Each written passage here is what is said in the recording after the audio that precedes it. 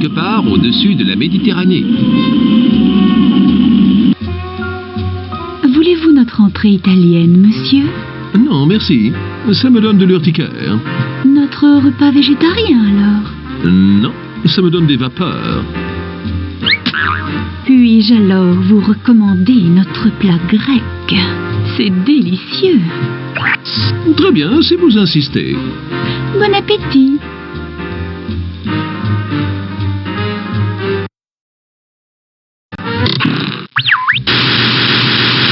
Ça fait plaisir de vous voir, agent Renard. Ah, Capucine Jenny. Voilà ce que j'appelle un vrai plateau télé. Bien.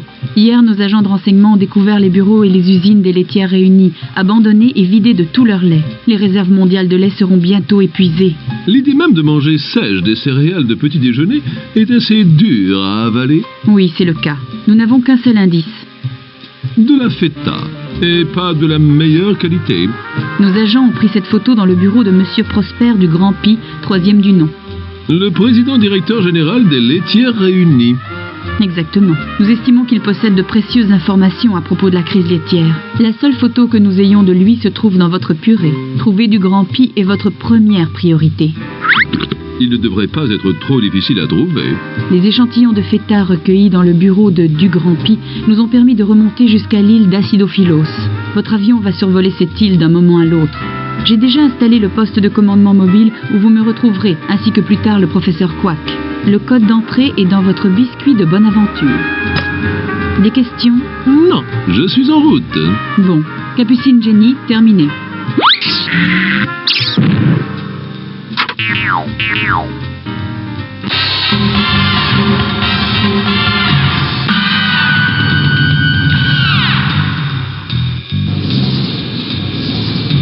Je n'aurais pas dû laisser mon parachute dans mon autre smoking. Peut-être qu'un de mes gadgets d'espion va pouvoir m'aider. Je me demande lequel choisir.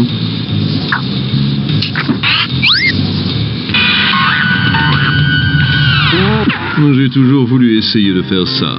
Voilà qui fait rebondir la journée. Ainsi, voilà la petite île grecque ensommeillée d'Acidophilos. J'ai dû arriver épouvantablement tôt, car tout a l'air d'être fermé. Je ferais mieux de retrouver Capucine Jenny au poste de commandement mobile.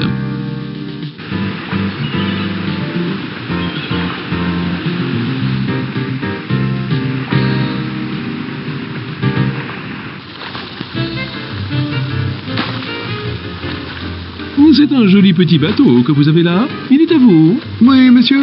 C'est la raison pour laquelle je me tiens actuellement devant ce podium, sur un quai couvert de crottes de mouettes, à discuter avec des snobinards prétentieux comme vous. Ainsi, ce n'est pas votre bateau. Non, il appartient à mon patron. Ça dit réception à bord. Invitation exigée. Ça m'a l'air d'un truc de snobinard.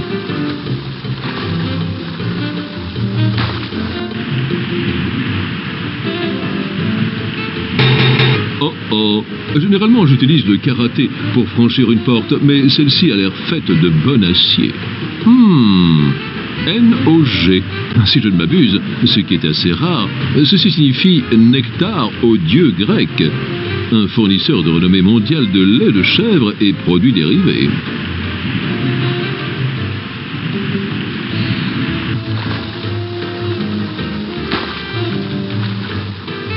Ah oui, la mer, le grand bleu, la grande océane, le désert humide, le crachoir de mer nature. L'eau semble très rafraîchissante. Dommage que je sois occupé à sauver le monde. J'aurais bien fait trempette. Dites-moi, que faites-vous donc ici? Je suis ce que monsieur pourrait appeler un portier dans toute sa splendeur, mais je préfère me considérer comme le charmant et tout-puissant gardien des entrées. Pardon, monsieur, mais où pensez-vous vous rendre ainsi? À bord. Il est évident que monsieur plaisante. Personne, je dis bien personne, n'est autorisé à monter à bord du Poids-Mort sans une coûteuse invitation en relief, écrite à la main, bordée d'or et scellée à la cire. Monsieur a-t-il une invitation de ce type? Pas comme ça. Alors, je crains d'être obligé d'inviter monsieur à aller se perdre, tel un avion, dans le triangle des Bermudes. Je peux rassembler des informations à propos de la réception à bord à l'aide de ceci.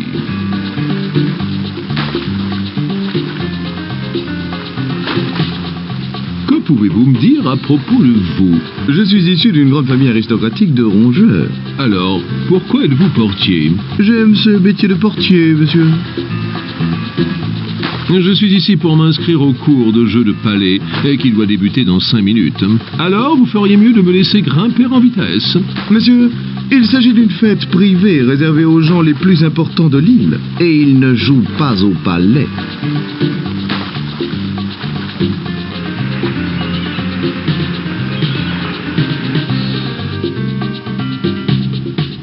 Ça a l'air fermé. Ça dit Babiole.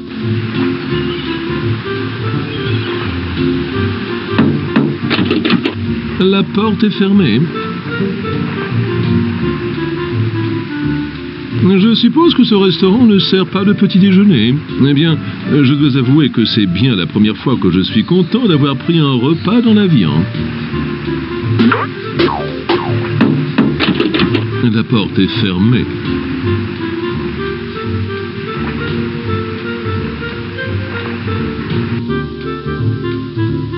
« 555 13 94. Quelle chance que Capucine Jenny m'ait donné ce code d'entrée.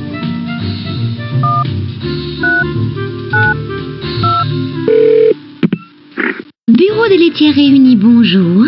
Notre équipe est un peu retenue en ce moment, alors nous reprendrons contact avec vous dès que nous aurons été secourus. Je ferais mieux d'essayer un autre numéro.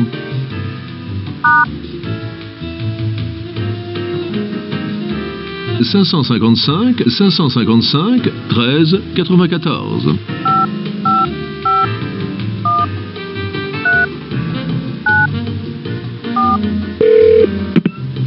Poste de commandement mobile de James Corp, bonjour. Capucine, j'ai votre numéro.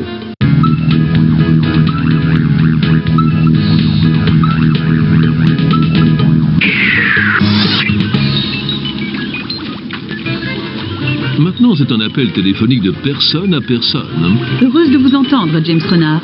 Salut, Capucine. C'est Capucine Jenny. Alors, que pensez-vous du nouveau poste de commandement mobile de James Corp? Impressionnant. Déguiser ça en bateau à demi enfoui dans la Grand Place était un coup de génie. Personne n'aurait pu le remarquer. C'est une idée du professeur Quack. Où est Quack? Oh, il sera bientôt là pour remplir le distributeur de gadgets d'espions. En attendant, il a expédié quelques trucs pour vous aider dans votre mission. Tant mieux, parce qu'un espion sans gadget est comme un chariot de supermarché dont aucune roue ne grince. Plutôt pas mal. Maintenant, faites attention. C'est de l'argent grec. Ça s'appelle des drachmes. Vous devrez peut-être acheter quelques trucs sur cette île. Et ceci est une brosse à dents. Elle pourra assurément me servir après le repas dans l'avion. Ne mettez pas ça dans la bouche. Ce n'est pas une brosse à dents normale. C'est une brosse à dents laser spéciale. Laissez-moi vous montrer comment elle marche. Vous tenez la brosse à dents laser, vous appliquez le gel laser goût menthe fraîche, vous appuyez sur le bouton et vous pouvez l'utiliser pour découper de l'acier, même très épais. Je suppose que c'est un moyen de combattre les caries. Alors, avons-nous la moindre idée de l'endroit où est retenu Monsieur du Grand-Py? Pas encore de preuves formelles, mais vous pourriez aller jeter un œil sur cette fabrique de feta située le long des docks. La fabrique de feta, hein? Il me semblait bien subodorer quelque chose de suspect.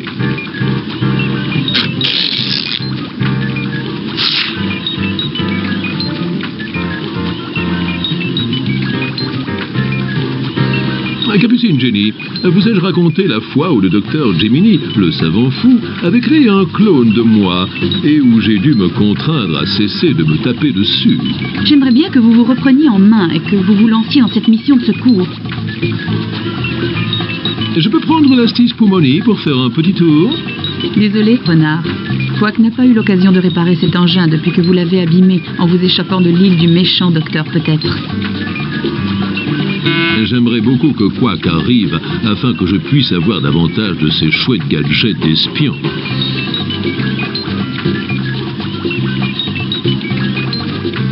Capucine Jenny, savez-vous comment je peux obtenir une invitation à cette réception à bord du Poids-Mort? J'ai entendu dire qu'il était difficile de s'en procurer une. Bonne chance, James Renard. Je dois secourir M. du Grand-Py avant de monter à bord du Poids-Mort.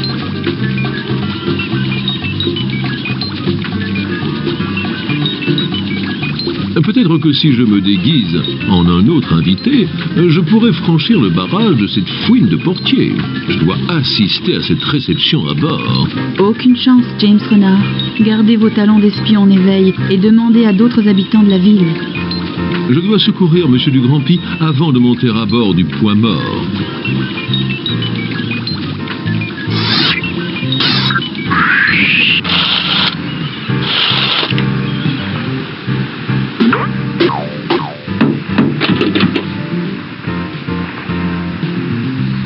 Cette porte est toujours fermée.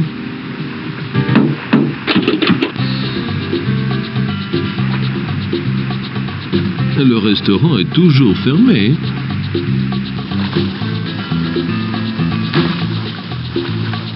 Ces invitations ont-elles été expédiées par la poste ou livrées par porteur? Monsieur, peu importe qu'elles aient été livrées par le grand Manitou d'Acidophilos en personne. Le problème est que vous n'en avez pas reçu et que vous ne monterez pas à bord sans. Que faites-vous durant vos loisirs? Je donne des cours de taste fromage au collège du village. Fascinant. J'adore moi aussi le fromage. Oui, j'imagine que vous préféreriez le genre lacté. L'eau semble très rafraîchissante. Dommage que... Ah oui, la Méditerranée. Dommage que je ne puisse pas louer un bateau pour faire une petite croisière autour de l'île.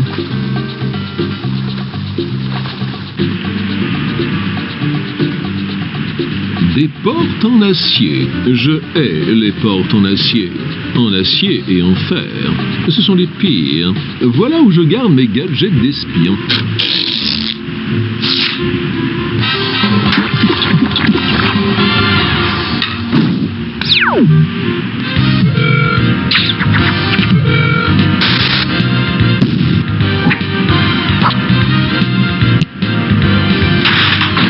Cette brosse à dents laser rend perméables les portes en acier imperméables. C'est ce que j'appelle une belle pièce de bœuf. Aucun doute, c'est bien Monsieur du Grand-Py. Et il se balance au-dessus d'un bassin de piranha. Maintenant la question est, comment vais-je faire pour faire descendre ce rumsteak de là? Ce doit être le régulateur de température de ce bassin de piranha. Curieux équipement pour une fabrique de feta. Le bassin de piranha a l'air de devenir plus chaud.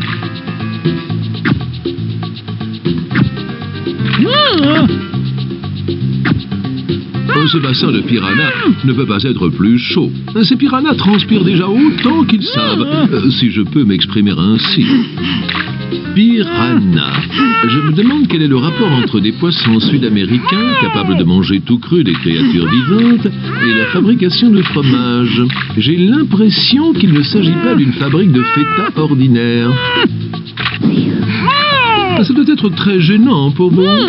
Tenez bon. Peut-être que ce levier va m'aider à descendre le rumsteak de Monsieur du Grand-Py de là-haut.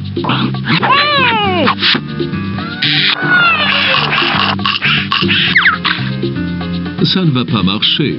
Les piranhas peuvent réduire une vache à l'état de squelette en quelques minutes.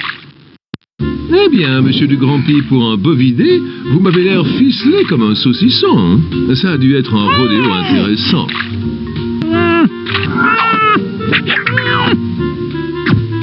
Ça diminue la température du bassin de piranha.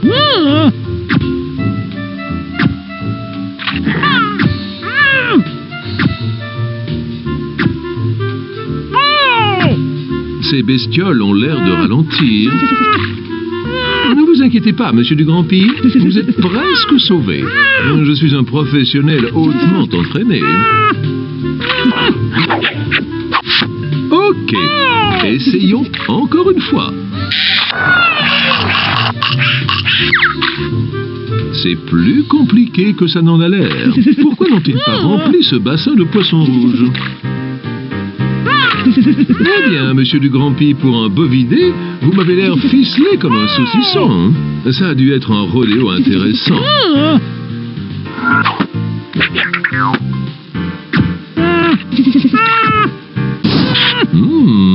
Des poissons dans la glace. Ça devrait les faire se tenir tranquilles. Autour de monsieur du Grand-Py. Ce bassin de piranha est complètement gelé. Mais où ai-je la tête? Ce pauvre monsieur du Grand-Py ne peut pas me parler à travers son bâillon. James Renard sauvera-t-il monsieur du Grand-Py? Qu'est-ce qui tombe le plus vite? 200 kilos d'œufs ou 200 kilos de bœufs?